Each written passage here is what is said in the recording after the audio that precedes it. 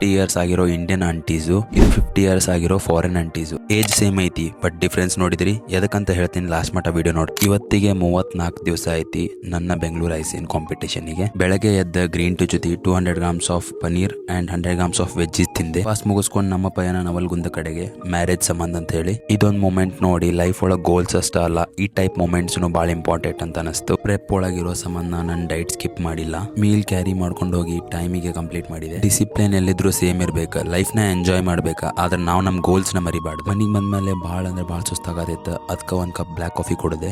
ಇವತ್ತಿನ cardio complete ಮಾಡ್ಬೇಕಂತ ಹೇಳಿ ನಮ್ಮ ಮನಿ ಟೆರೆಸ್ ಮೇಲೆ 30 ಮಿನಿಟ್ಸ್ ವಾಕ್ ಮಾಡಿದೆ. ಈಗ ನೀವು ವೇಟ್ ಮಾಡ್ತಿರೋ ಟಾಪಿಕ್ ಬರೋಣ. ಇದು 50 ಇಯರ್ಸ್ ಆಗಿರೋ ಇಂಡಿಯನ್ ಆಂಟೀಸು, ಇದು 50 ಇಯರ್ಸ್ ಆಗಿರೋ ಫಾರಿನ್ ಆಂಟೀಸು. ಡಿಫ್ರೆನ್ಸ್ ಸಿಂಪಲ್ ಐತಿ, ಹೇಳ್ತೀನಿ ಕೇಳ್ರಿ.